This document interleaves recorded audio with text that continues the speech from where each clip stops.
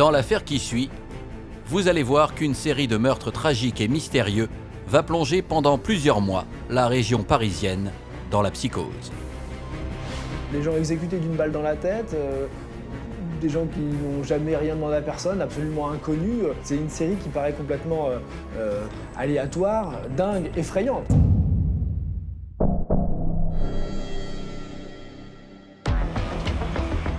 Juvisy, un département tranquille de l'Essonne, situé à 20 km de Paris.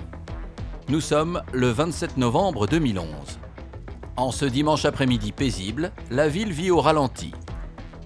Pourtant, vers 16h45, un bruit sourd et puissant surprend les habitants du 4 rue Pasteur. Ils ont entendu du bruit et il y a quelqu'un qui est venu ranger sa voiture et qui a découvert le corps à 17h.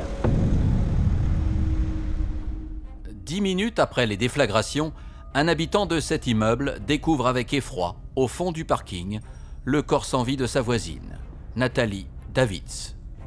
Elle est étendue, gisant dans son sang, tout près de sa voiture. Paniqué, l'homme qui la connaît bien appelle les pompiers. On est le 27 novembre 2011. Nathalie Davids, qui était cadre administratif à l'hôpital de la Pitié-Salpêtrière à Paris, rentre chez elle dans son appartement de Juvisy-sur-Orge. Elle cherche à se garer, donc elle entre dans le parking souterrain. Elle tombe nez à nez avec un homme et meurt assassinée de 7 balles dans le corps. Malgré leurs efforts, les secours arrivés sur les lieux du drame ne parviennent pas à ranimer la jeune femme. Les 7 balles qu'elle a reçues lui ont été fatales. Dans l'immeuble, c'est la panique. Les habitants sont sous le choc.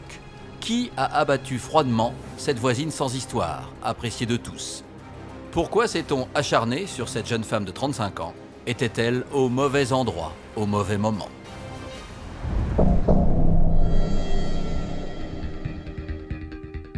Les enquêteurs de la police judiciaire de Versailles découvrent 7 douilles de 7,65 à côté du corps de Nathalie Davids.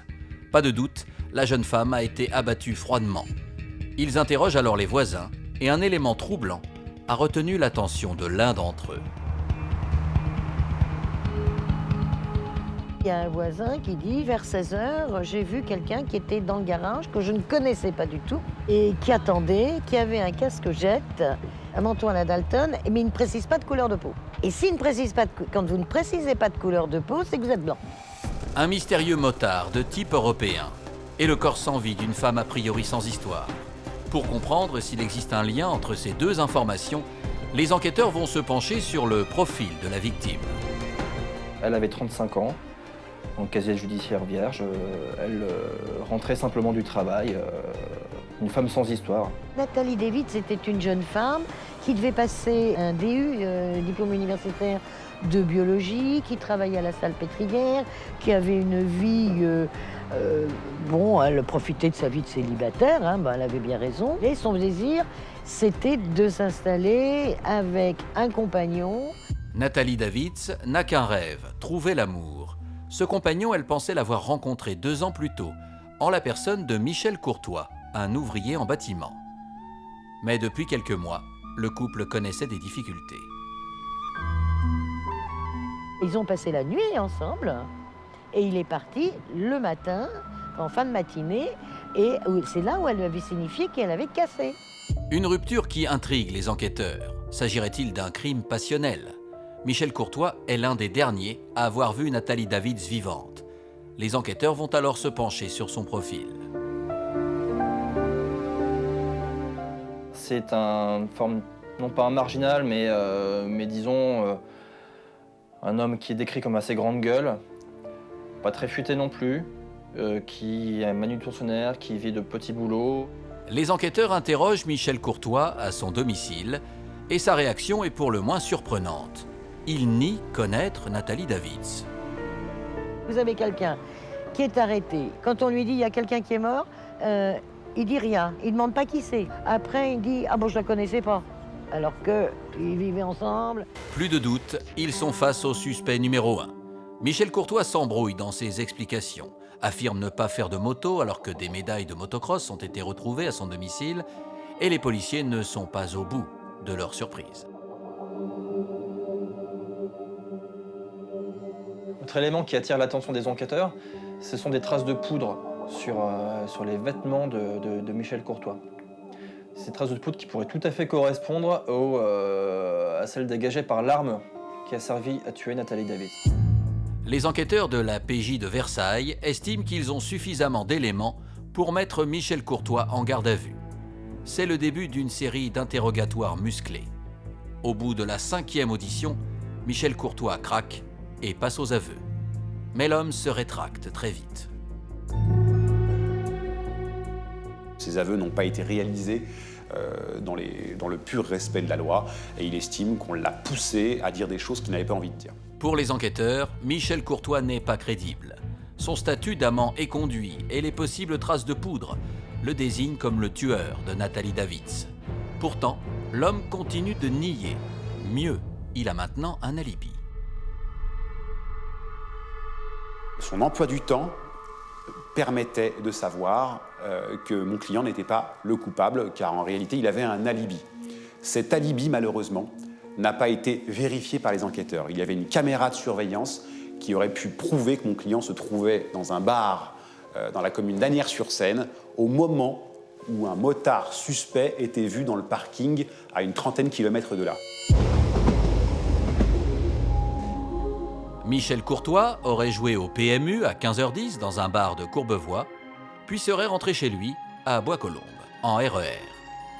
En attendant de vérifier son alibi, les enquêteurs décident de le laisser derrière les barreaux. Et alors qu'ils pensent tenir le coupable idéal, un véritable coup de théâtre va se produire. Tout le monde pense que l'histoire est finie. Mais il survient un rebondissement absolument étonnant. Ça se passe le 22 février 2012, dans la même résidence où Nathalie Davids a trouvé la mort. Un homme, qui s'appelle Jean-Yves Bonnerue, qui a 52 ans, il rentre de ses courses, se dirige vers son parking souterrain, et là, croise la route d'un homme qui lui tire une seule balle en pleine tête, le tuant sur le coup. La thèse de la culpabilité de Michel Courtois prend un sacré coup dans l'aile, là. Et là, les policiers se retrouvent devant un sacré problème à résoudre. 3 mois après le premier assassinat, c'est la stupéfaction. Les policiers sont face à 2 meurtres dans le même immeuble, le même parking et avec la même arme. Michel Courtois était en prison. Alors, qui est le tueur ?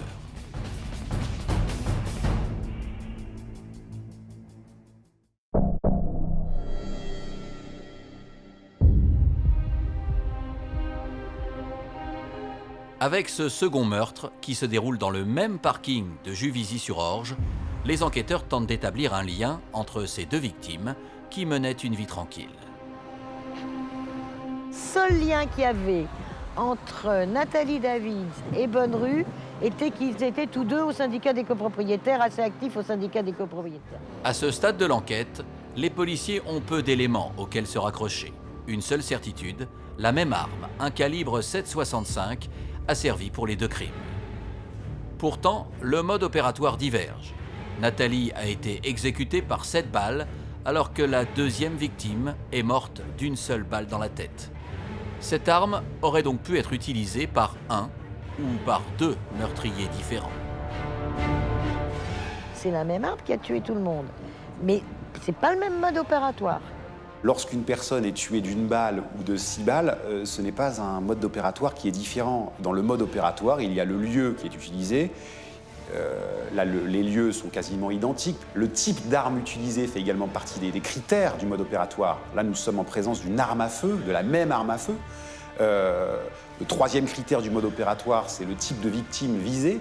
Donc là, nous sommes exactement sur le même type de victimes visées, c'est-à-dire des citoyens lambda. Donc si vous voulez, le mode opératoire des 4 meurtres est quasiment identique. Donc lorsqu'on vient nous dire que parce qu'il n'y a pas le même nombre de tirs, c'est pas le mode opératoire, aucun criminologue sérieux ne vous confirmera ces affirmations qui sont totalement ridicules. Dans le passé, les enquêteurs ont déjà eu affaire à un tueur en série dont le mode opératoire a changé au cours de ces assassinats.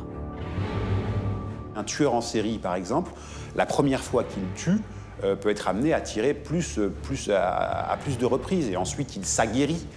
Et ensuite, il est amené à mieux viser, à tirer peut-être moins, mais dans le mode opératoire, de dire que ce ne sont pas les mêmes modes opératoires, là encore, c'est une interprétation misérable, et je pèse mes mots. Tous les criminologues sérieux de ce monde vous le diront.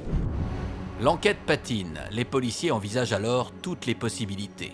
La thèse d'un éventuel meurtre commandité par Michel Courtois du fond de sa cellule fait son apparition. C'est la thèse la plus ridicule, la plus fantaisiste que j'ai entendue durant toute ma carrière. Heureusement, visiblement, les magistrats ont ensuite changé d'avis, mais pendant très longtemps, c'était une thèse très sérieuse étudiée par la justice, selon laquelle mon client, donc peintre en bâtiment, sans casier judiciaire, aurait réussi depuis sa prison à commanditer des meurtres sur la voie publique. Le 17 mars 2012, à Ris-Orangis, soit à quelques kilomètres seulement du parking de Juvisy, c'est la stupeur. Une troisième personne est victime du mystérieux tueur. Un retraité rentre chez lui, il s'appelle Marcel Brunetto, il a 82 ans. Il pénètre dans le hall de son immeuble, de sa résidence paisible, et croise la route d'un homme qui lui tire une balle dans la tête, le tuant une nouvelle fois sur le coup. Ça se passe également entre 16 et 18 heures, donc même créneau horaire que les deux meurtres précédents. Mais surtout, après analyse, les policiers s'aperçoivent qu'il s'agit de la même arme qui a tué les deux premières victimes et la troisième. Donc dans l'esprit des gens, il y a un tueur en série. La thèse macabre du tueur en série va se confirmer le 5 avril 2012 dans la ville de Grigny, à quelques kilomètres du dernier meurtre. Nadia Lassène, hôtesse d'accueil, se fait froidement tuer dans son hall d'immeuble. Elle est abattue d'une balle de calibre 7,65 dans la tête.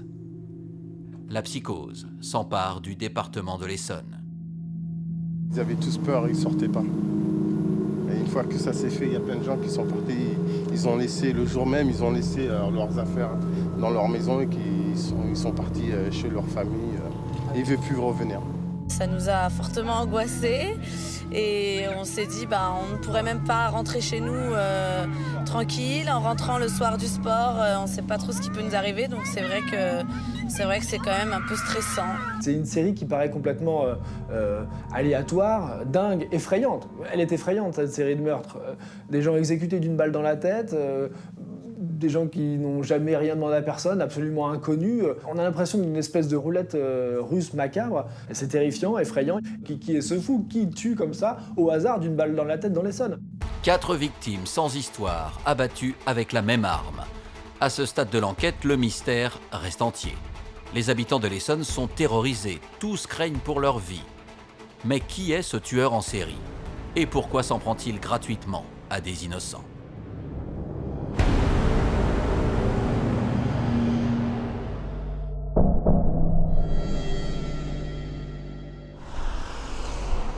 Depuis le début de l'enquête, les policiers disposent de peu d'informations sur le tueur. Il frappe aveuglément, toujours armé d'un calibre 7,65. Il aurait utilisé une moto pour s'enfuir lors du premier meurtre. Mais la mort de Nadia, la 4e victime, va changer la donne. Cette fois-ci, il y a des témoins.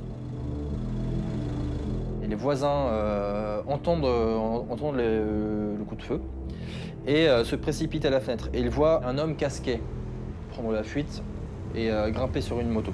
Voilà donc le tueur à moto de l'Essonne qui fait donc son apparition.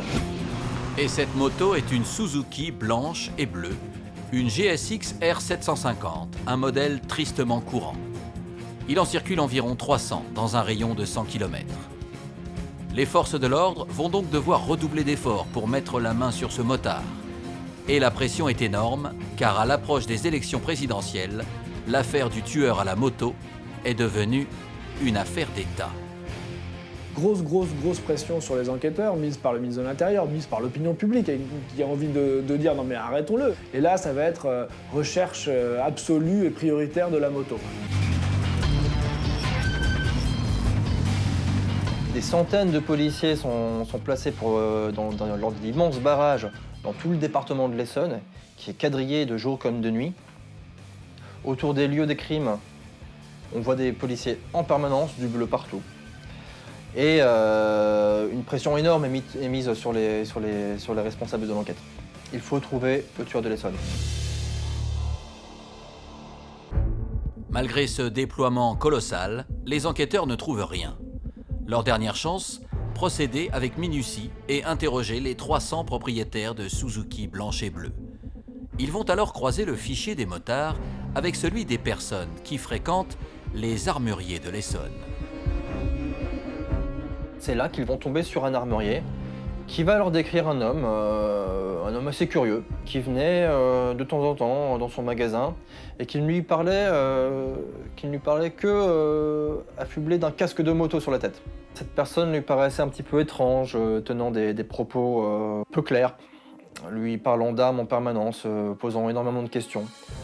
Cette piste, elle va intriguer les policiers. Et ces mêmes policiers vont tenter de trouver l'adresse et le nom de cette personne, de cet acheteur. Et ils vont tomber sur un nom, c'est Yoni Palmier. Yoni Palmier devient alors le suspect numéro 1. Dimanche 15 avril 2012, les enquêteurs se rendent au domicile de Madame Palmier. Yoni, son fils, est bien là. Quoique surpris, il ne montre aucune résistance. Ce jeune Antillais de 33 ans est-il bien le monstre que la police recherche? Le mystère du tueur de l'Essonne va-t-il enfin être résolu?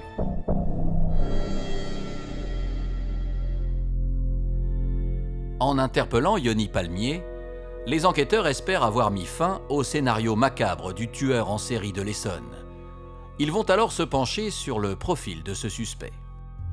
Il présente un profil de quelqu'un d'assez fragile, voire limite malade psychiatriquement. Enfin, parce qu'il a une personnalité chaotique, une vie assez difficile et un personnage un peu borderline qui a été condamné à 6 reprises, notamment pour des violences. Donc on sait qu'il peut monter dans les tours assez facilement. Il a voulu s'inscrire à un club de tir, finalement il n'a pas pu. Le responsable dit « je me souviens de quelqu'un qui s'était énervé assez vite, donc moi j'en voulais pas dans mon club ».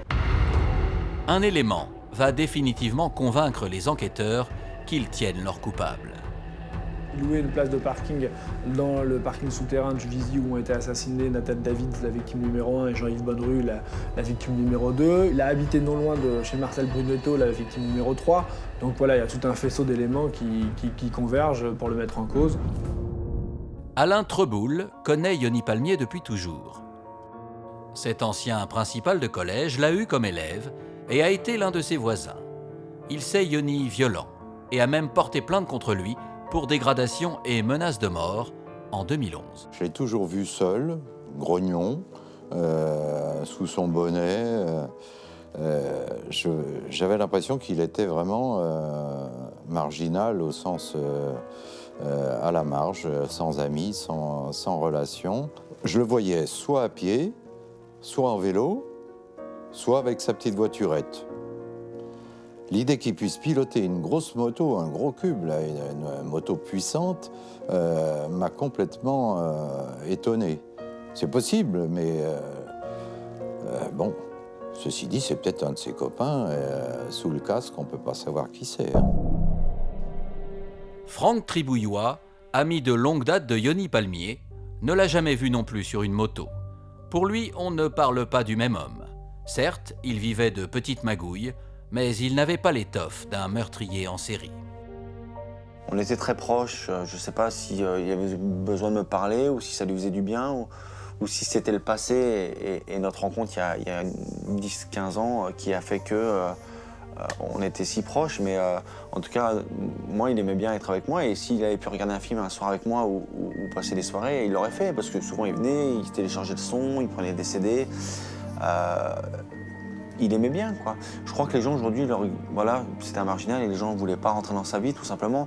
Et aujourd'hui, les gens disaient, ouais, il était bizarre, etc. Mais pas du tout. Enfin, quand vous le côtoyez, il était adorable. Mais qui est donc Yoni Palmier?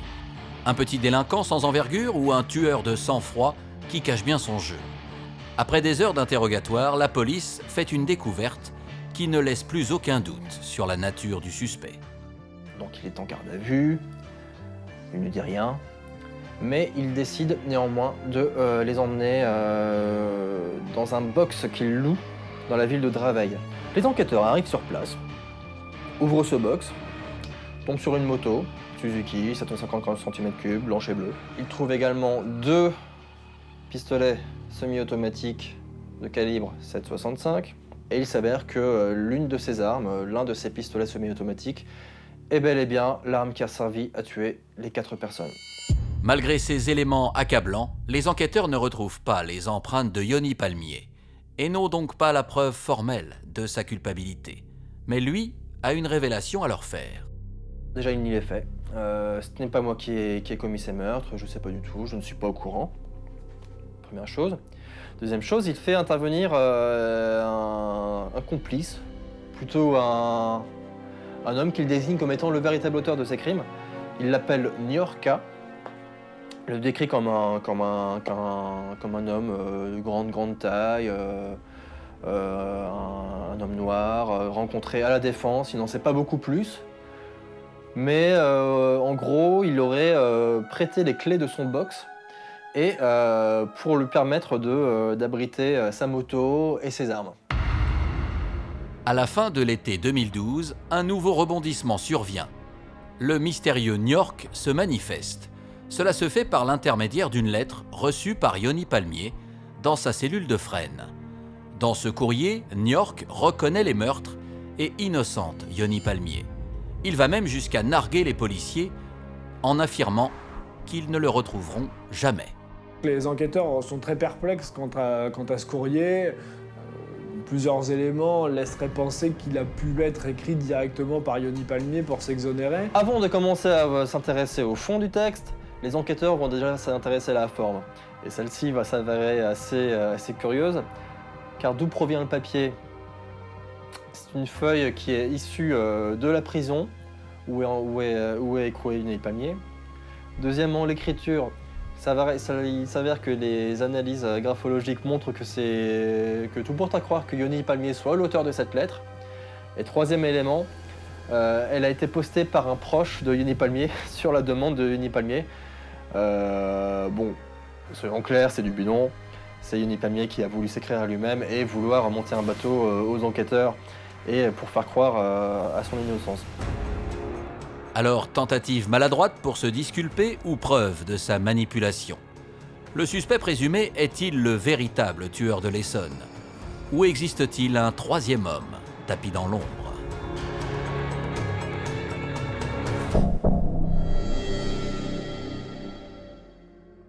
La police judiciaire de Versailles est face à une affaire complexe. Plus d'un an après le premier meurtre, l'enquête se poursuit. Bien que remis en liberté en juin 2012, Michel Courtois reste mis en examen pour le meurtre de Nathalie Davids. Quant à Yoni Palmier, il est inculpé pour les 4 meurtres. Du fond de sa cellule, il continue de clamer son innocence. Il me dit, il faudrait que je t'explique des choses qui me sont arrivées, tu comprendras mieux, et qu'il y a des gens qui ont tout manipulé. Il m'a dit, passe me voir à Fresnes, au parloir, j'ai besoin de te parler, ça me ferait du bien. Je te jure, j'ai jamais fait ça. Il me dit, si la juge elle ne me croit pas, ça fait du bien de savoir qu'il y a des gens dans mon entourage qui me croient au moins. Donc voilà, c'est une lettre qui est super simple, elle est pleine d'attention, c'est un courrier adorable, quoi. Et on sent qu'il est victime. Voilà, quand on lit ça, on a du mal à y croire encore une fois, mais bon. Je crois que je préfère tirer un trait sur le passé et passer à autre chose. Pour Franck Triboulois, la culpabilité de son ami reste un mystère. En attendant, l'affaire du tueur de l'Essonne continue de défrayer la chronique. 4 meurtres de sang-froid, c'est considérable, c'est énorme. Dans notre pays, c'est heureusement exceptionnel. Une série de meurtres comme celle-là, c'est vraiment très grave, il n'y a pas beaucoup de précédents. Seule certitude dans cette affaire hors du commun, les meurtres ont cessé. L'affaire n'est pas aujourd'hui complètement résolue, mais le fait est que depuis l'incarcération de Yoni Palmier, il n'y a plus aucun meurtre dans l'Essonne commis d'une balle dans la tête avec la présence d'une moto. Donc il ne faut pas en tirer de conclusion hâtive, mais il faut quand même reconnaître qu'aujourd'hui, la série de meurtres, elle s'est interrompue. Et voilà, les enquêteurs pensent qu'ils ont quand même mis la main sur un suspect très intéressant. Il faut chercher la vérité, mais elle va être compliquée à trouver. C'est vraiment une affaire dans les annales. Aucune date de procès n'a encore été établie. L'enquête suit son cours et pour les familles des victimes, c'est le désarroi. toutes attendent des réponses. Mais à ce jour, le mystère du tueur de l'Essonne reste entier. Dans l'affaire qui suit, vous allez découvrir l'histoire d'une femme qui va se battre pour rester en vie. Une histoire tragique qui a ému toute l'Île-de-France. C'est le petit matin, quand vous avez un couteau sous la gorge, avec une personne extrêmement déterminée, avez-vous le choix?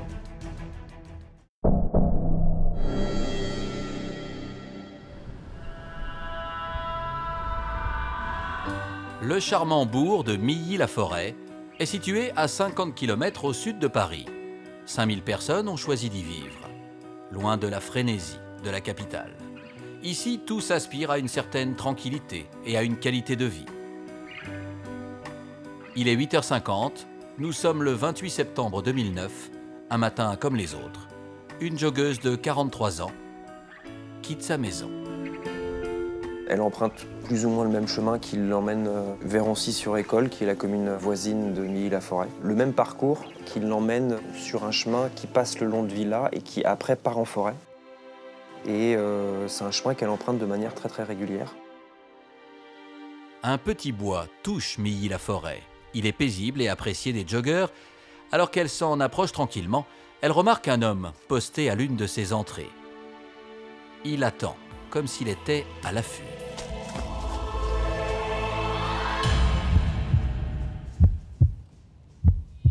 Puis on le voit ensuite suivre une joggeuse. Voilà. Il va prendre une petite route qui est une route qui à la fois borde un petit bois et des maisons, hein, donc c'est pas un endroit perdu. Il attend, garé le long du bois. Il va la suivre, la rattraper. Arrivé à sa hauteur, il l'attrape. Vous avez l'effet de surprise, c'est le petit matin, quand vous avez un couteau sous la gorge, avec une personne extrêmement déterminée, avez-vous le choix? D'autant plus que l'homme n'a qu'une idée en tête. Il va en faire son otage. Il va la ramener ensuite jusqu'à son véhicule, de force la faire rentrer dans son véhicule. Il la met dans ce coffre de voiture qui, je peux vous le dire, est très petit, très exigu. Ce que le ravisseur ne savait pas, c'est que la jeune femme gardait toujours son téléphone portable lorsqu'elle courait. Et donc une fois dans le coffre, elle appelle les secours d'une voix assez déterminée et très calme. Repliée sur elle-même, dans le noir, la joggeuse tâtonne et compose le 17. Son appel dure 2 minutes et 22 secondes. Mais subitement, la conversation s'interrompt. Elle précise que son ravisseur a dû entendre ce qui se passe, a dû entendre qu'elle passe un coup de fil puisqu'il s'arrête. Et furieux, il ouvre le coffre et il lui arrache le téléphone portable et il lui reclaque le coffre devant son visage et il repart. Le kidnappeur s'est débarrassé du téléphone.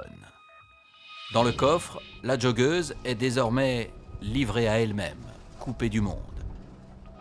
A-t-elle eu le temps de donner des informations qui permettront à la police de la retrouver? Qui est son kidnappeur? Les secours pourront-ils intervenir à temps?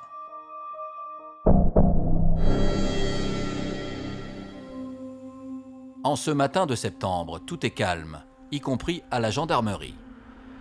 Pourtant, lorsque le téléphone retentit, il ne s'agit pas d'un appel comme les autres. Il y a un premier appel qui est passé à 9h10 et qui est reçu par un opérateur du centre opérationnel de la gendarmerie d'Évry. Cet appel en fait émane de Marie-Christine Odo. Elle indique alors à l'opérateur qu'elle vient d'être emmenée de force dans le coffre d'un véhicule par un individu qui l'a menacée d'un couteau. Elle donne à l'opérateur une information concernant le véhicule. Elle parle d'une 206 de couleur grise et d'immatriculation. Une série de lettres que la jeune femme mélange dans la précipitation, mais qui s'avère être une information des plus sérieuses. Tout comme son nom qu'elle épelle clairement. Elle s'appelle Marie-Christine Odo. L'opérateur perçoit immédiatement qu'il ne s'agit pas d'un canular au ton de la voix empruntée par la victime. Immédiatement, en fait, l'intervention est déclenchée par le centre opérationnel, puisqu'on dispose à ce moment-là d'une information précise sur le véhicule à rechercher. À la gendarmerie d'Évry, c'est le branle-bas de combat. Les forces de l'ordre savent qu'il faut agir. C'est le début d'une véritable course contre la montre. Il fallait absolument la retrouver vivante. Donc il fallait essayer d'éviter le drame. C'est ça qui est absolument terrible dans cette situation, c'est que les enquêteurs ont eu le sentiment de vivre les choses en direct et ils se sont dit il faut la sauver, il faut la sauver, il faut la sauver. Donc des moyens considérables ont été utilisés. Les enquêteurs mènent leurs investigations sur 2 fronts.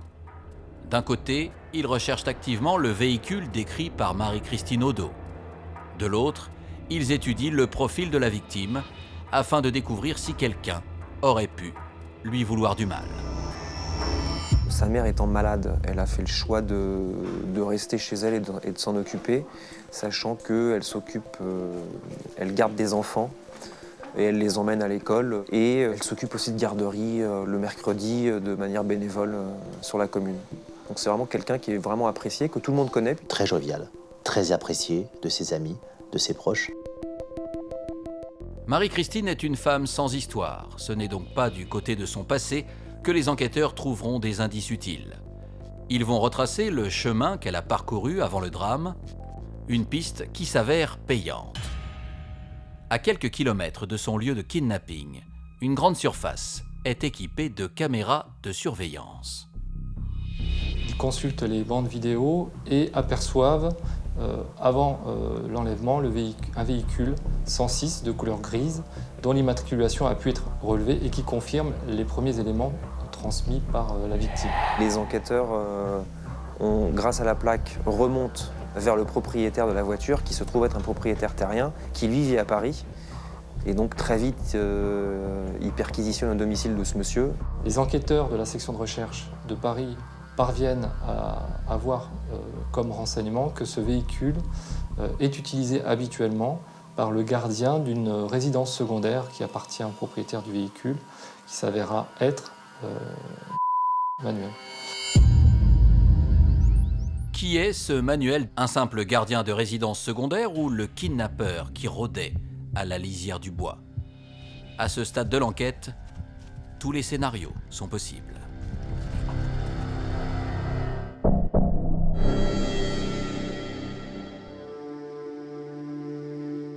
Les recherches se poursuivent et il y a urgence. Des patrouilles de police sillonnent déjà les principaux axes routiers de la région. Les policiers ont déployé de gros moyens pour gagner du temps. Ils envoient un hélicoptère à la résidence de Manuel. L'hélicoptère reçoit l'information sur la résidence secondaire dans laquelle est susceptible de se trouver Manuel. À 10h45, cet hélicoptère se trouve en stationnaire au-dessus de la propriété et repère le véhicule. Une fois le véhicule repéré, les enquêteurs opèrent extrêmement rapidement. Toutes les minutes comptent s'ils veulent retrouver Marie-Christine vivante.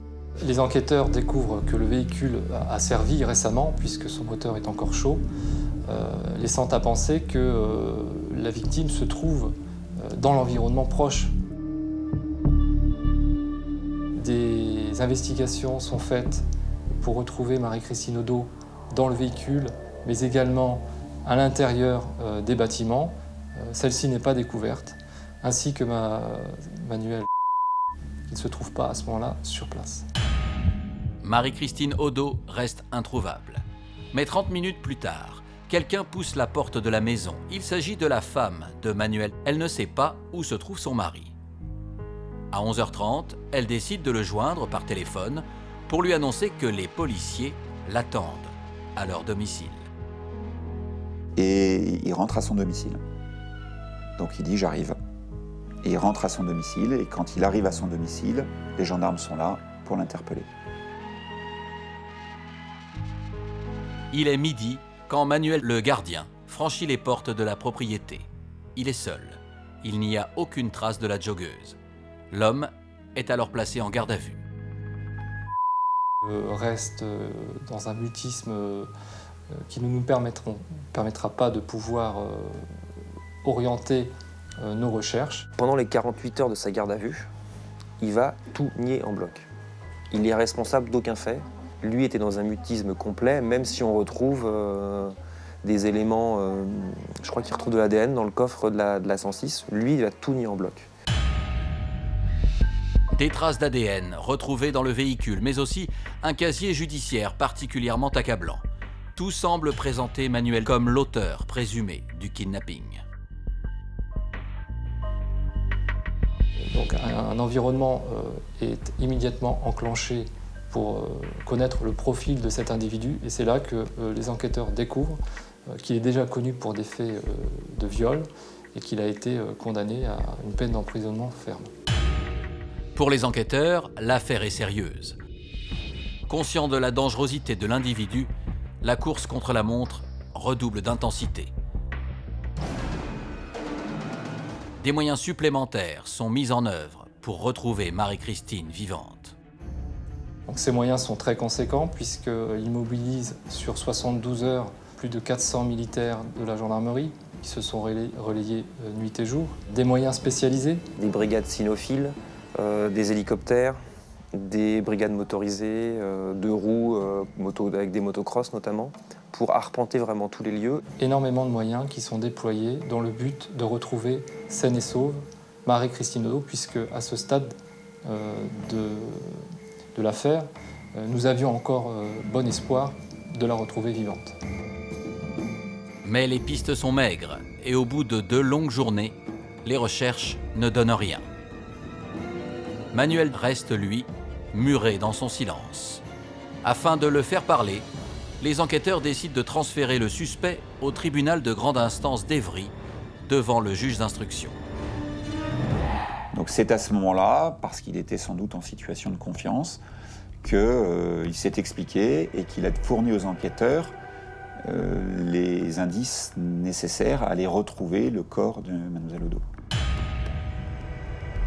Manuel est bien le prédateur tant redouté. Nous sommes en fin de journée. Les enquêteurs suivent ses indications et partent en catastrophe sur les lieux. Vers 20h30, ils font une macabre découverte. Le corps n'était pas simple à découvrir puisque Manuel a pris le soin de le dissimuler en partie dans un fossé. Et c'est grâce à une équipe cynophile spécialisée dans la recherche de personnes que, par rapport à la zone qui nous avait été donnée par Manuel, que le corps a pu être découvert. Manuel s'avère même être un meurtrier froid et méthodique. L'homme avait pris bien soin de brouiller les pistes. Il la dissimule sous quelques branchages. Mais nous sommes dans un petit bois. Mis à part effectivement la possibilité de la retrouver par des chasseurs ou des promeneurs, ça aurait été extrêmement difficile. Quel calvaire Manuel a-t-il fait endurer à sa victime? Pourquoi s'en est-il pris à cette femme sans histoire?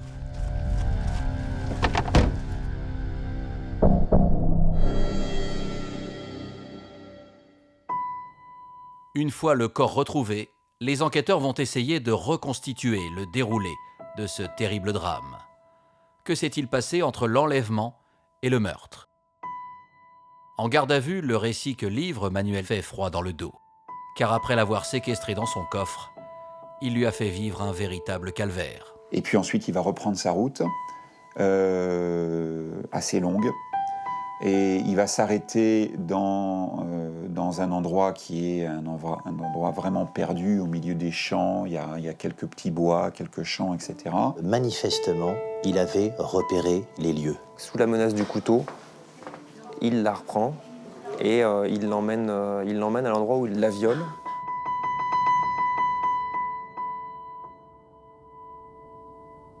Puis il l'attache à un arbre, en partie dénudé. Pendant de longues minutes, Marie-Christine Odo va vivre l'horreur. Puis, alors qu'elle croit sa fin proche, Manuel prend la fuite et la laisse seule, en état de choc, dans les sous-bois. Il se dit qu'elle a passé un coup de fil et qu'elle a pu donner une description du véhicule. Il n'imagine pas forcément qu'elle a donné le numéro de plaque, le numéro de la plaque d'immatriculation. Et donc, il retourne à son domicile et il récupère sa voiture, qui est une BMW coupée, et il retourne sur place. Et lui, lorsqu'il revient pas au hasard. Je pense qu'il revient inquiet de la situation. Avec quelle idée en tête? On n'en sait rien. Bon. Mais il revient tout près de l'endroit où il avait laissé Mademoiselle Odo. Lorsque Manuel revient en voiture sur les lieux du drame, il est loin d'imaginer ce qu'il va découvrir aux abords de la route. Entre-temps, la victime, Marie-Christine Odo, a réussi à se détacher et elle a pris la fuite. Voyant une voiture qu'elle ne connaît pas arriver dans sa direction, elle fait des grands signes et elle retombe sur son agresseur qu'elle n'a pas reconnu puisqu'il avait changé de voiture. Son sang ne fait qu'un tour. Manuel se gare 200 mètres plus loin pour tendre de nouveau un guet-apens à sa victime. La jeune femme tombe dans le piège et se fait de nouveau kidnapper par son bourreau. Il roule alors 20 km et s'arrête au bois de Boissy-aux-Cailles. Alors qu'elle le supplie, bien évidemment, de lui laisser la vie, eh bien donc il la tue face contre terre, peut-être pour ne pas rencontrer son visage, ses yeux, c'est tout le côté lâche, si vous voulez. Il la tue en l'étranglant, en l'étouffant, ce qui peut donc permettre de considérer que le calvaire a été quelque chose d'énorme pour Marie-Christine Odo et que le temps a semblé effectivement une éternité. Le destin de Marie-Christine Odo se joue en quelques secondes. Il suffisait qu'un véhicule passe avant celui de monsieur et elle était sauvée. Elle aurait pu survivre, elle retombe sur lui. Jusqu'au bout, Marie-Christine s'est battue pour rester en vie. Une issue dramatique qui soulève un vent de colère auprès de l'opinion publique. Comment un individu d'une telle dangerosité pouvait-il être en liberté? Ce drame aurait-il pu être évité?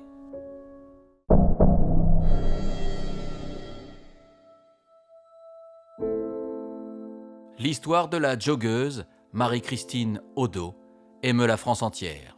On assiste à un véritable engouement médiatique. Manuel n'en est pas en effet à son premier viol, c'est un récidiviste. Cette affaire devient une affaire d'État. La famille avait été reçue par le président de la République, M. Sarkozy, ce qui a ensuite déclenché tout le débat sur la récidive et les sanctions plus ou moins adaptées par rapport à ce genre d'individu. La question de la récidive est au cœur de cette affaire. En octobre 2000, Manuel a violé sa voisine, une adolescente de 13 ans, vivant dans le village des Chieuses. Quand on vous viole 2 fois dans la même journée, qu'on essaye de vous tuer et qu'on vous promet qu'on vous retuera si vous parlez, je pense que même enfer, c'est pas le mot. Je préfère être en enfer que d'avoir vécu cette journée-là, quoi. Il a tout cassé de toute façon. Il a détruit l'enfance que j'avais, il a détruit l'adolescence que j'avais à venir et puis de toute façon, il a détruit ma vie de femme. De toute façon, je savais qu'il recommencerait. En 2001, Manuel est condamné à 11 ans de réclusion criminelle. Il n'en fera que 5.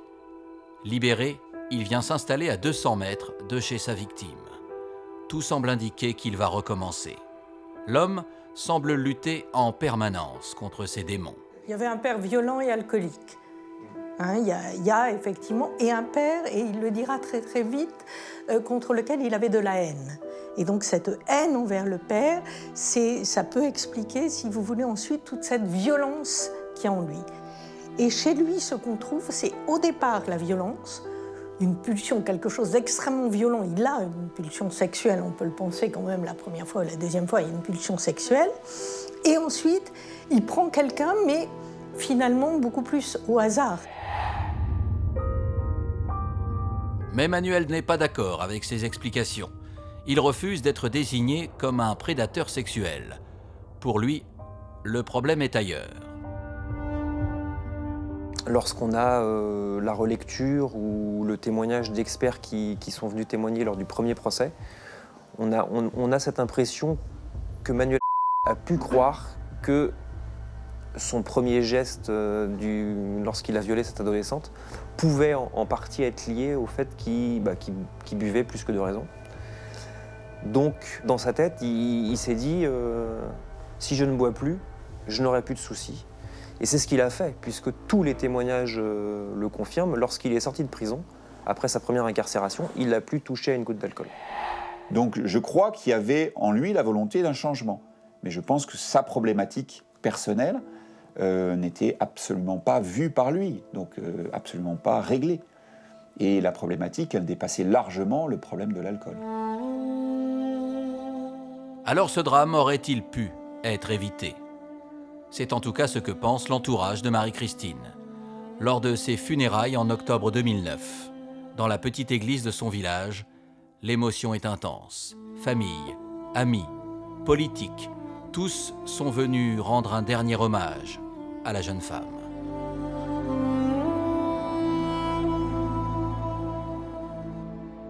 C'était une jeune femme pleine de joie, pleine de vie. Tous ses amis le confirmeront dans le cadre donc de l'enquête et de l'instruction.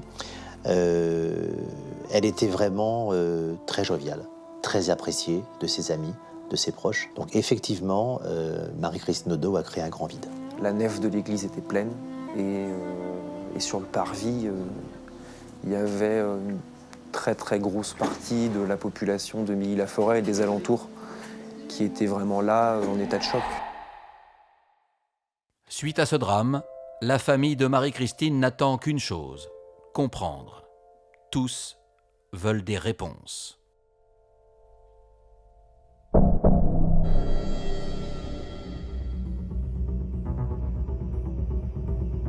Palais de justice d'Évry, 2 ans après le meurtre. Le procès du prédateur s'ouvre dans une ambiance électrique. Nous sommes début novembre 2011. Le tribunal est assailli par les médias. La question, au cœur du procès, est celle de la récidive. Est-ce que selon vous, tout avait été fait pour éviter cette récidive? Ça, c'est un autre débat, mais je pense pas, non. Mais quand il est sorti de prison, rien n'avait été fait pour éviter une récidive? Pour lui comme pour beaucoup d'autres. Un procès qui s'avère être une véritable épreuve pour la famille Odo. Et le comportement de Manuel dès le début de l'audience ne fait rien pour arranger les choses. Ni culpabilité, ni empathie envers les victimes. Ça, c'est ce qui nous a beaucoup gênés. Et quand il parle, d'ailleurs, que ce soit de la première, la petite jeune fille, ou de Madame Odo, il y aura une sorte d'indifférence qui là, effectivement, est vraiment désagréable. Il y a une indifférence. Madame Odo, il dira la femme. On a l'impression, si vous voulez, qu'elle n'a pas d'existence. C'est la femme.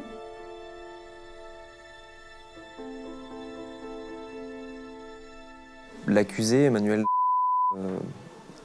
a pratiquement, il a toujours eu le même ton de voix, que ce soit lorsqu'il parlait de ses enfants, des relations avec sa femme, ou alors de la manière dont il a violé et tué Marie-Christine Odo, comme si l'émotion ne transparaissait pas, ou plus. Les frères de Marie-Christine Odo sont choqués par tant de froideur. Et dans la salle des pas perdus, le ton monte. Vous voulez le fond de ma pensée? J'avais envie de lui mettre une balle dans la tête. Merci, c'est fini. Puis c'est le soulagement. Le verdict tombe. Manuel est condamné à perpétuité, avec une période de sûreté de 22 ans. Une condamnation qui ne semble pas l'émouvoir. Il semblait un peu soulagé, parce que c'est une épreuve d'affronter tout ça, d'affronter la famille de la victime. C'est quelque chose qu'il appréhendait, le regard de la famille de la victime, ses proches, la présence ou non de ses enfants à l'audience, l'obligation de s'expliquer alors qu'il savait très bien que les caméras seraient braquées sur ce procès, à défaut de sur son visage, en tout cas sur son procès. Donc il y avait quand même une appréhension de tout ça. Côté famille, les frères de la victime sont satisfaits par le verdict. Grâce au sang-froid de notre sœur, un prédateur est en prison. Et j'espère qu'il y restera longtemps. Voilà. Le destin dramatique de Marie-Christine Odo a relancé le débat sur la récidive. Suite à sa mort, l'État a fait passer une nouvelle loi. Dorénavant, les condamnés dangereux doivent suivre un traitement sous peine de revenir en prison. Si cela avait été appliqué plus tôt, Marie-Christine Odo aurait eu 45 ans cette année. Dans l'affaire qui suit, vous allez découvrir comment un père peut se transformer en véritable meurtrier sanguinaire.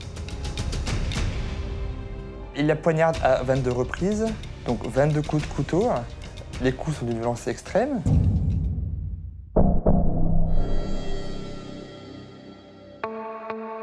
Fontenay-sous-Bois est une commune de l'Est de Paris.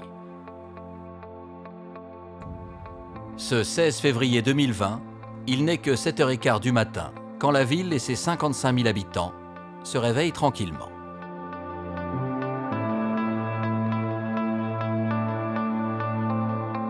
Dans les rues encore désertes, un homme semble pressé. Il marche d'un pas soutenu en direction de l'avenue des Olympiades. Il est 7h45, il arrive à proximité de l'appartement. L'homme fait le tour de l'immeuble, enjambe un buisson et se retrouve dans un petit jardin. Il aurait pris un des cailloux et il aurait pété la vitre de la salle à manger. Au même moment, on a 2 lycéennes qui sont sur le chemin de l'école, qui assistent à la scène et décident d'appeler la police. Apparemment, les élèves du lycée d'en face auraient pensé à un cambriolage. La police est alors prévenue. Il est 8h lorsque les sirènes retentissent. Arrivés en urgence, les policiers espèrent prendre le cambrioleur en flagrant délit. Le temps que la police est arrivée, tout ça, lui, il était déjà reparti. En fait, eux, pensant qu'il y avait toujours quelqu'un dans la maison, ont attendu avant d'entrer dans la maison. Lorsque les policiers pénètrent dans l'appartement, ils découvrent l'horreur. Qu'est-ce qu'ils découvrent? Eh bien, le corps sans vie de Tania, qui était poignardée de 22 coups de couteau de cuisine.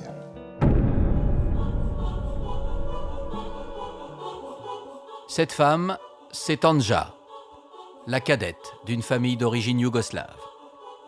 Elle n'a que 25 ans. Elle est étendue sur son lit, sans vie. Son corps baigne dans une mare de sang. Mais que cache ce terrible drame? S'agit-il d'un cambriolage qui a mal tourné? Et surtout, pourquoi un tel acharnement?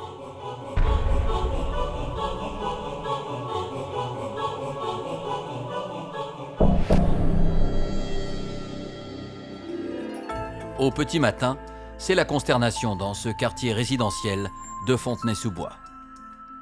Mis à part Tanja, la maison du 25 avenue des Olympiades était vide. Son frère, sa sœur et son père ne sont toujours pas au courant du meurtre. Mon père l'a appris en rentrant du travail, quoi. L'après-midi, il est arrivé, il y avait un mot sur sa porte, homicide volontaire, je crois que c'était indiqué. Et puis il a vu plein de gens autour, le voisin l'a attrapé, il lui a dit écoute, voilà, il y a eu un problème chez toi, bon, la police est arrivée, je crois. Et puis ils lui ont dit il faut que vous alliez au commissariat de Créteil, la brigade criminelle. Moi, quand j'étais au travail, mon père m'a appelé, m'a dit ta sœur elle est morte. C'est vraiment, j'y ai cru, c'est quand je suis arrivé au commissariat de Créteil, à la CRPJ, qu'on m'a dit que le lieutenant m'a dit votre sœur est décédée. C'est là que j'ai cru. Quand mon frère me l'a appris, moi j'étais choquée. J'ai pris mon téléphone, je l'ai appelé, je lui ai dit attends, c'est une blague, Il m'a dit non. Il me dit Tania, elle est morte, il faut que tu viennes. Pour la famille, c'est le choc. Rien ne laissait présager une telle barbarie. Les enquêteurs de Fontenay-sous-Bois veulent comprendre ce qui pourrait bien expliquer un tel meurtre. L'enquête débute, l'APJ, police judiciaire du Val-de-Marne, est saisie, les enquêteurs se rendent sur place.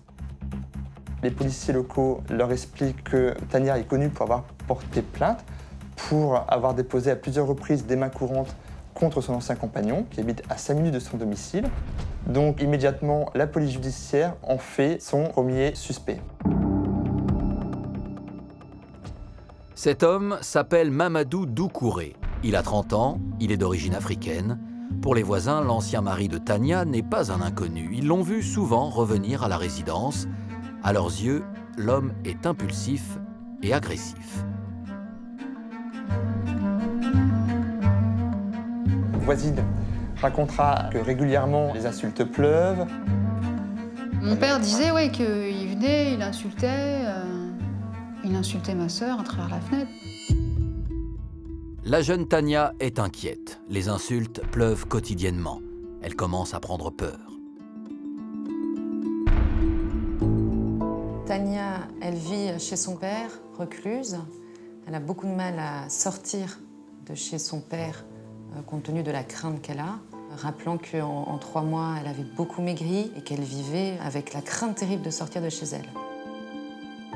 Ma sœur était vraiment quelqu'un de préservé, en fait, elle gardait tout pour elle. C'était pas quelqu'un qui parlait beaucoup, énormément. Surtout, je pense qu'elle a voulu préserver notre famille. Qui est donc la vraie Tania? Cachait-elle quelque chose? Les policiers poursuivent leur enquête. Ils sont à la recherche d'indices et d'explications. Ils vont alors faire une découverte très intrigante.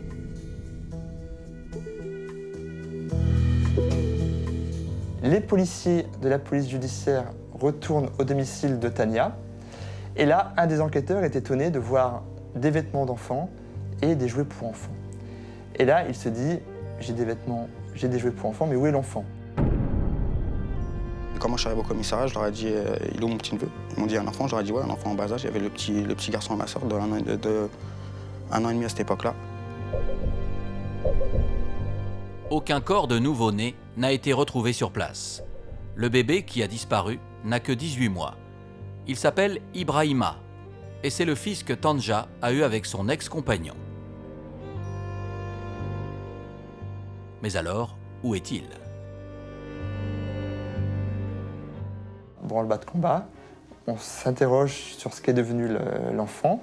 On saisit les images de la vidéosurveillance qui est installée dans le hall de l'immeuble. Et là, on constate qu'aux alentours de 8 heures, un homme de type africain, qui ressemble à Mamadou Doucouré, quitte l'immeuble avec dans ses bras un enfant qui ressemble à Ibrahima.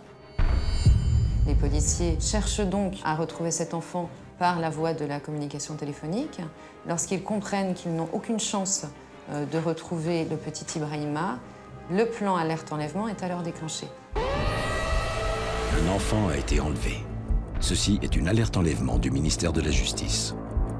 C'est la 9e fois en France que l'alerte enlèvement est déclenchée. Et donc là, sur le périphérique, dans les aéroports, sur les chaînes de télévision, à la radio, l'alerte est donnée. On recherche un petit garçon, les cheveux bouclés noirs, habillé avec un pyjama bleu et un homme d'origine africaine. Pour les policiers, Mamadou Doucouré devient le suspect numéro 1, celui qui a enlevé le bébé. Mais que veut dire ce geste? Où est l'enfant? Dans quel état se trouve-t-il? Et ont-ils une chance de le retrouver vivant? Les enquêteurs attendent beaucoup de l'alerte enlèvement.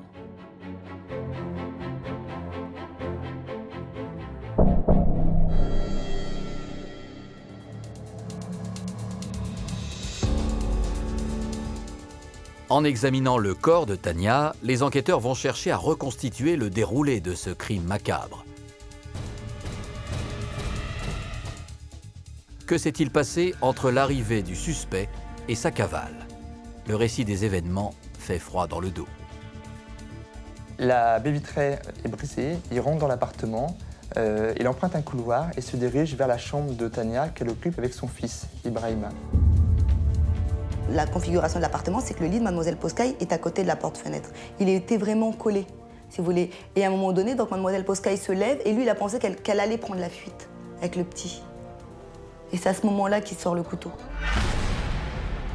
C'était pour plus l'empêcher de partir une nouvelle fois, de fuir. Il voulait avoir une discussion avec cette jeune fille, savoir pourquoi elle ne le laissait pas voir l'enfant. Le ton monte et la discussion va prendre une tournure dramatique. On sait par le témoignage d'une voisine qu'elle entend un cri. Elle dira même que ce cri, elle l'a gardé au fond des oreilles pendant plusieurs mois.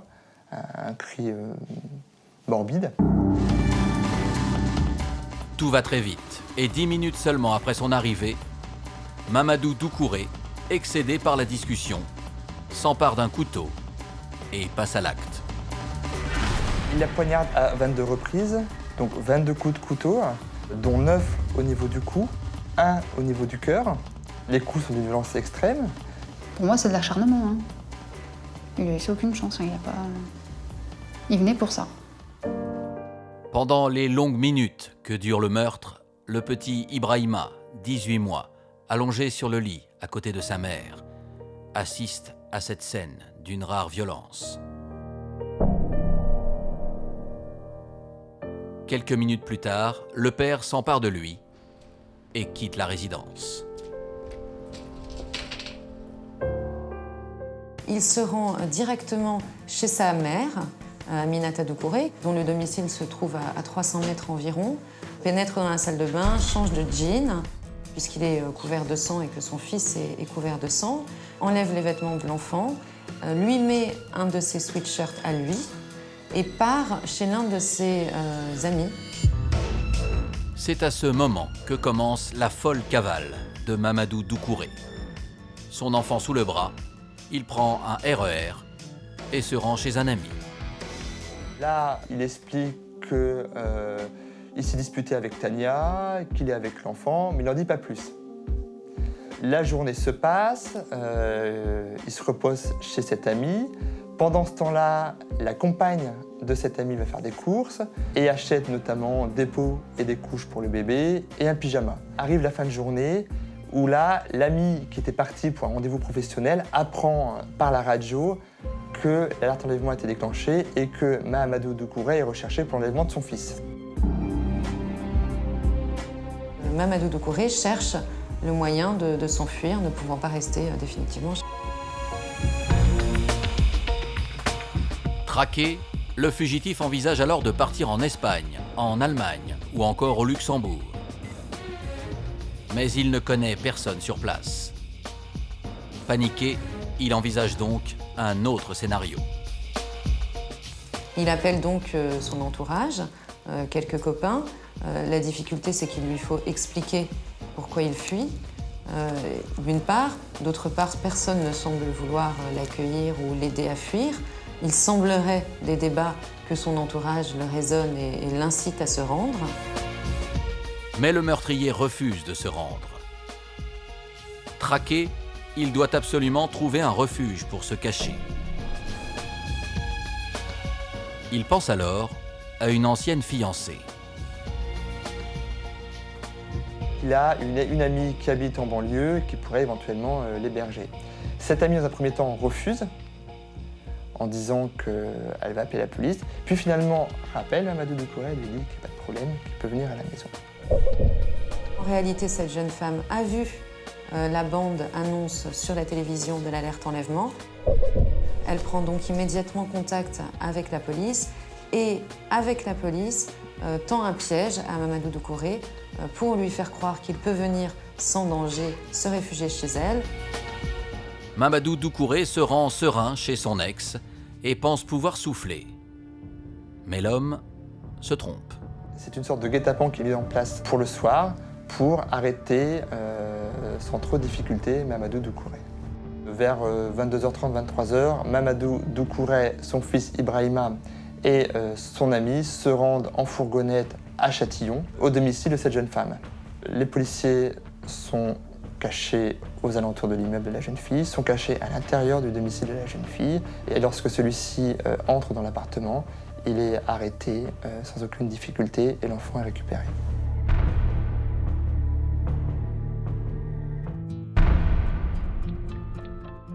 Doucouré a donc été stoppé net dans sa folle cavale et le petit Ibrahima est désormais sain et sauf.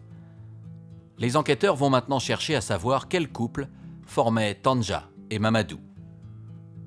Comment et pourquoi leur relation a-t-elle bien pu dégénérer à ce point ?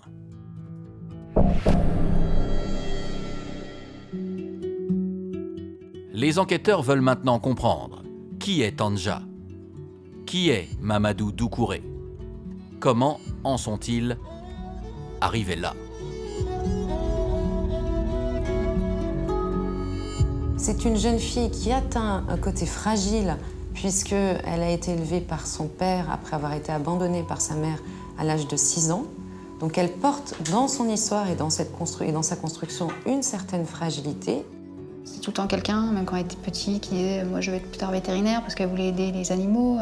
Après elle me disait « moi j'aimerais bien être assistante sociale pour pouvoir aider les gens ». Donc toujours cet esprit d'aider son prochain, quoi. Ça a toujours été ça. Hein. C'est une jeune fille tout à la fois très forte dans son caractère, très empathique, et peut-être que cette fragilité et ce besoin d'aider a été la base de son intérêt pour Mamadou Doucouré. Tania rencontre Mamadou en 2006 dans le quartier des Larisses, une cité de Fontenay-sous-Bois, à 300 mètres de chez elle. Ils tombent amoureux. Très rapidement, ils vivent ensemble, se marient et ont un enfant. J'avais déjà vu une ou deux fois chez mon frère, parce que c'est quand même une connaissance de quartier de Fontenay, donc j'avais déjà vu une fois ou deux. Et surtout à la maternité, quand je suis venue pour la naissance d'Ibrahima. Donc il est venu nous saluer avec mon mari, il nous a dit bonjour, super poli, super agréable. J'ai dit c'est bien, elle est tombée sur quelqu'un de bien. Tanja travaille dans un centre médical et Mamadou enchaîne les missions en intérim.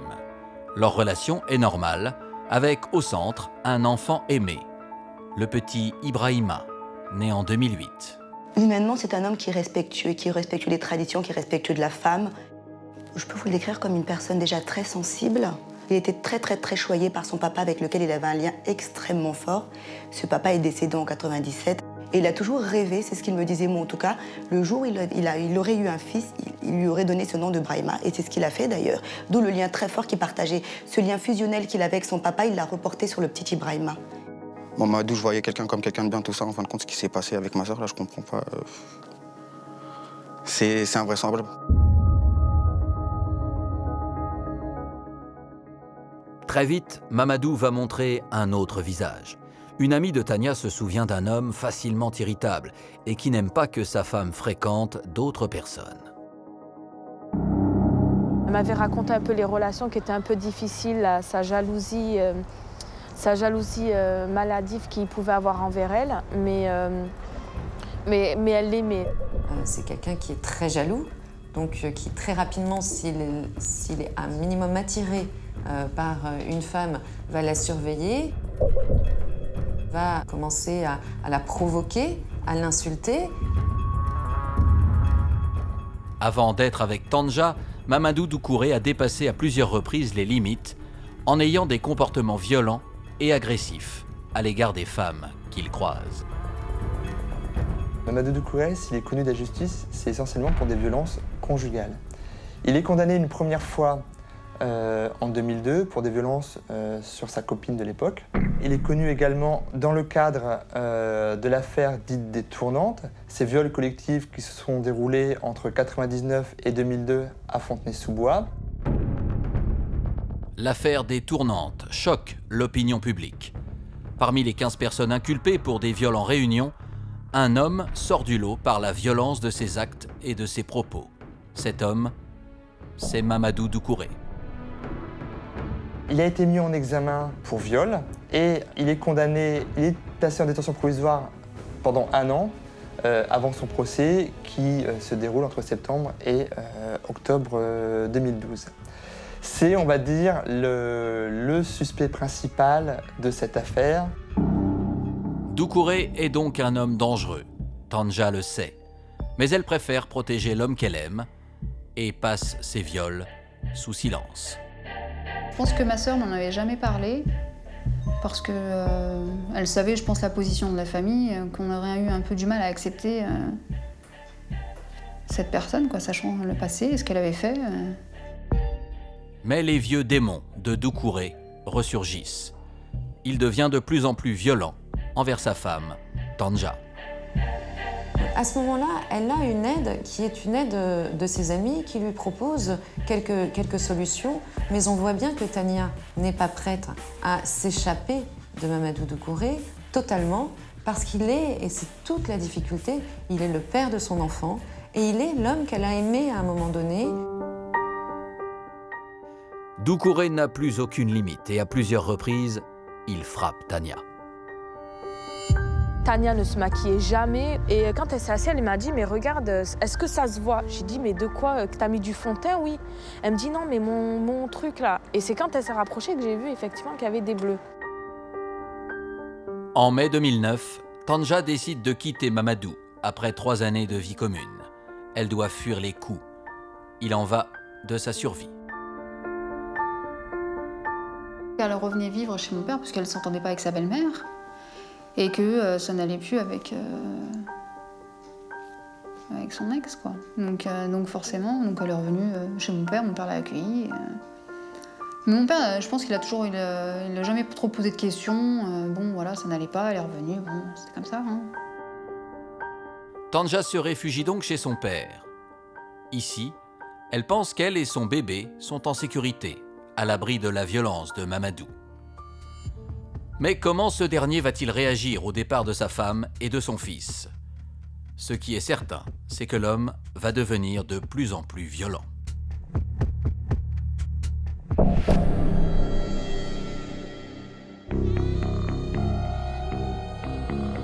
Réfugiée chez son père, Tania pense avoir échappé au coup de Mamadou. Mais Doucouré ne supporte pas cette séparation, il se sent trahi. Pire, il ne peut plus voir son fils. Tout ça s'est passé dans un état de frustration intense. Le manque comme ça, la privation du fils pendant tant de temps, le fait qu'on les dénigrait en tant que père, c'est tout ça qui a provoqué ça. Je pense que ça bouillait. Combien de fois il est venu sonner pour voir son fils? Combien de fois on lui a même pas ouvert la porte? On l'a laissé devant la porte d'entrée à l'interphone, il n'a même pas pu pénétrer dans l'immeuble. Pour la famille de la victime, Doucouré est loin d'être un père modèle. Moi, je savais qu'il y avait quelques soucis entre eux par rapport au petit, tout ça, parce que je sais que des fois, il devait venir le chercher, il venait pas le chercher, elle préparait, il venait pas le chercher, il préférait rester avec ses potes, tout ça. Quand ma sœur lui laissait ses droits de visite et d'hébergement, donc il récupérait Ibrahima, il l'emmenait chez sa mère, et puis bon, lui, il allait se promener avec ses copains, et puis il laissait l'enfant chez sa mère. Je pense que s'il venait, c'était surtout pour avoir toujours la main mise sur ma sœur, essayer d'avoir toujours un contact avec elle. Hein. Pendant des mois, Mamadou Doucouré va harceler la jeune Tania, réfugiée chez son père. Nuit et jour, il se poste devant le 25 avenue des Olympiades et sa pression sur son ex-femme est constante, oppressante.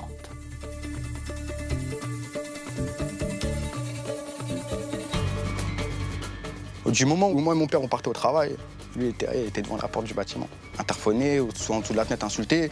Il y a des voisins qui peuvent confirmer puisqu'ils entendent des insultes. Des coups de téléphone, des SMS, tout ça, dès qu'on partait au travail. Tous les jours?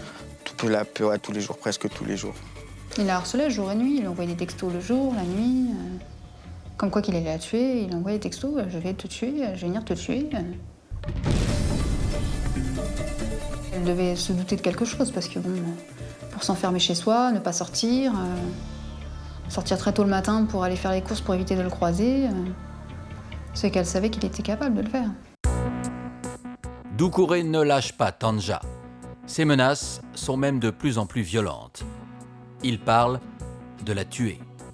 La jeune femme, elle, vit dans la peur. Elle avait vraiment peur. Elle avait une petite sacoche noire, je me souviendrai toujours. Elle avait un couteau qu'elle mettait qu'elle entourait autour d'un papier sopalin, parce qu'elle a dit si un jour je le crois, je ne sais pas qu'est-ce qu'il est capable de me faire. Il faut au moins que je me défende parce que jamais une femme pourra faire face à un homme. Donc c'est vraiment une emprise qui va crescendo et qui est sur la base d'insultes sans limite et de menaces de mort précises. Dans l'expression de sa violence et de sa hargne, Mamadou ne montre aucune limite. Tanja le sait. Elle le sent.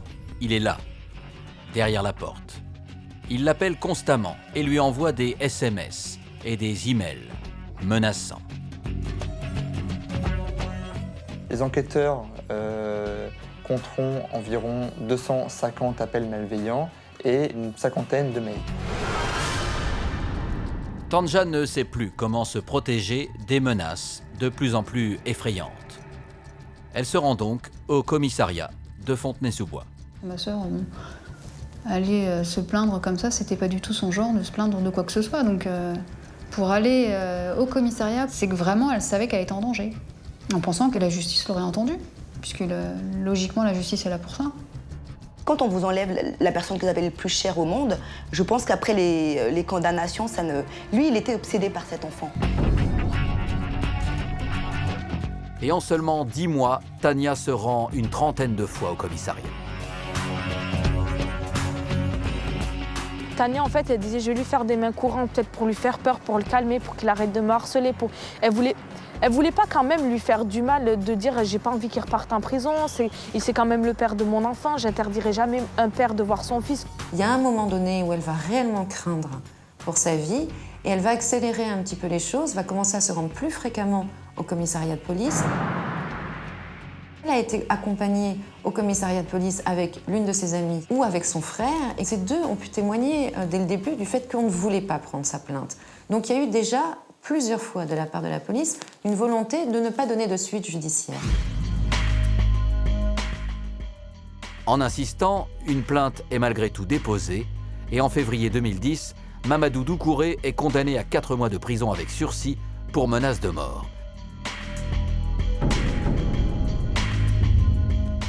Et il a l'interdiction formelle de s'approcher de Tania. Lorsqu'il venait la harceler et puis qu'elle les appelait en disant « Écoutez, il n'a pas le droit d'être à Fontenay, il est quand même interdit.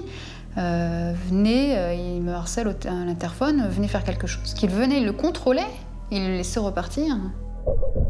Logiquement, ils auraient dû l'enlever, le prendre en voiture et lui dire « Voilà, vous êtes interdit, donc qu'est-ce que vous faites là ?» Non, il était contrôlé, et voilà, il repartait. Doucouré se moque de ces interdictions. Il est pris dans une spirale de violence. Rien ne semble arrêter sa rage. Une semaine après sa condamnation, il passe à l'acte. Dire que c'était inéluctable, que ça allait se terminer comme ça, personne ne pouvait le savoir. En tout cas, il y avait quand même des signaux à l'époque qui permettaient de dire « Attention, Mamadou Doucouré est dangereux, Mamadou Doucouré a un comportement plus que discutable avec les femmes. » Le meurtre de Tanja aurait-il pu être évité? La police a-t-elle fait son travail ou a-t-elle minimisé la violence de Doucouré? Pourquoi n'a-t-elle pas pris cette affaire au sérieux? Il est trop tard. Tanja est morte, dans d'horribles souffrances. Et pour la famille, une seule question subsiste. La justice va-t-elle enfin être rendue?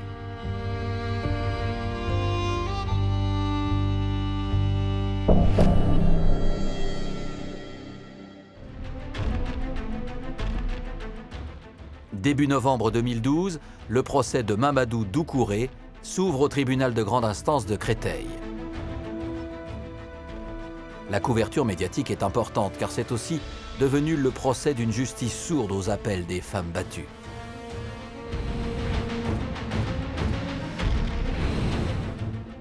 Deux ans et demi après les faits, la douleur des proches de Tania est toujours palpable. On a arraché la maman à un petit enfant. Et c'est sûr que ça aurait pu être évité si les choses avaient été faites correctement. On est toujours un peu en colère de ce qui s'est passé, avec toutes les alertes qu'elle a lancées et qu'elle n'a pas été écoutée. Forcément, il y a une justice qui n'a pas été faite derrière. Donc, Et bon, pour le procès, je pense que ça va être difficile d'entendre les détails. Ce qui va être aussi dur, c'est de le voir lui. Le procès débute. L'ambiance est pesante, très éprouvée. La famille de Tania doit affronter le comportement de Doucouré. À la barre, le meurtrier semble n'avoir aucun remords. C'est un homme très déconcertant.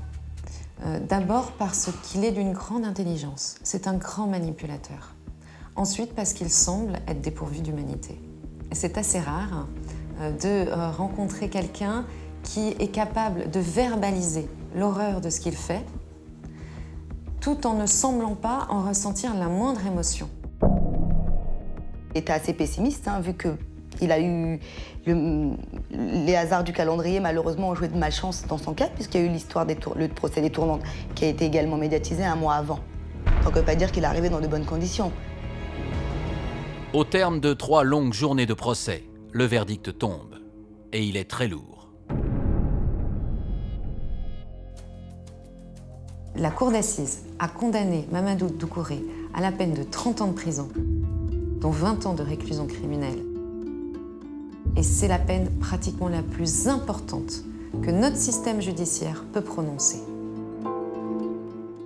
Malgré la douleur, pour la famille de Tania, c'est le soulagement. Que là, la justice a été rendue pour ma petite sœur. Maintenant, on attendra d'ici les 10 jours de savoir s'il fait appel ou pas.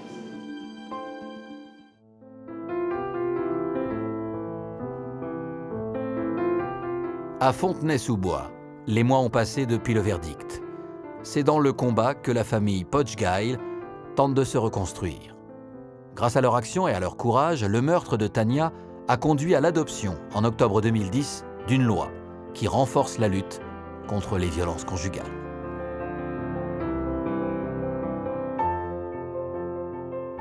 Moi, je vous le dis, faites le nécessaire, quand vous faites battre, allez voir la police, il y a la justice qui est là pour vous aider.